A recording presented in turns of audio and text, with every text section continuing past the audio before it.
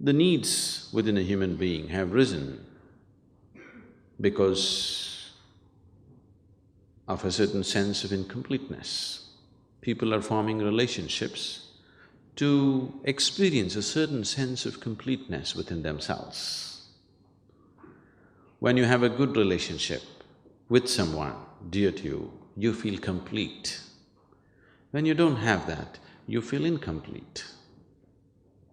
Why is this so? Because this life, this piece of life, is a complete entity by itself. Why is it feeling incomplete? And why is it trying to fulfill itself by making a partnership with another piece of life? Fundamental reason is that we have not explored this life in its full depth and dimension.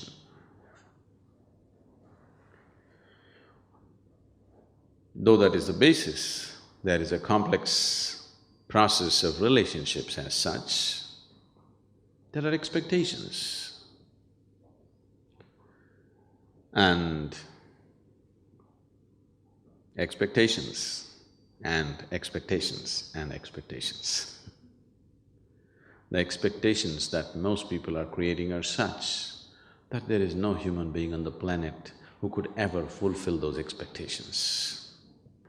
In the process of holding a relationship, the first moment of meeting, the expectations may be common, but as every step that we take in life, the expectations may become different. Because these expectations keep changing in people, they're not consistent and they cannot be. One person may be consistent with the same expectation throughout their life, another person's expectations may be changing because his perception and experience of life is changing. Now, relationships become great conflict. More conflict is happening within the four walls of the homes than is happening anywhere on the planet. Only thing is, bombs are not exploding, so you don't hear it. They may be giving each other silent treatment. It is happening because people's expectations are changing and they're not changing at the same pace. Fundamentally, why have we sought a relationship? Because you find yourself that without a relationship, if you do not have any kind of relationship in your life, then you become depressed.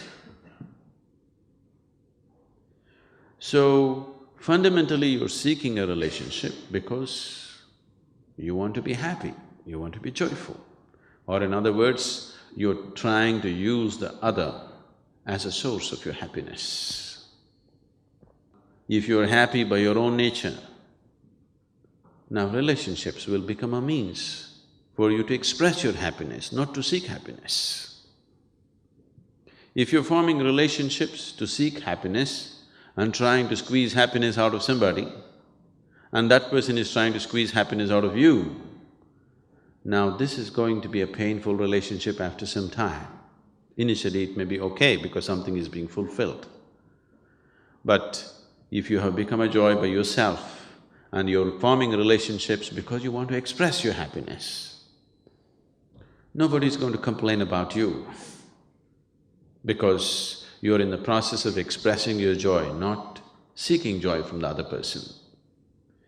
So if your life becomes an expression of your joy, not in pursuit of happiness, then relationships will be naturally wonderful. You can hold 1,000,000 relationships and still hold them good.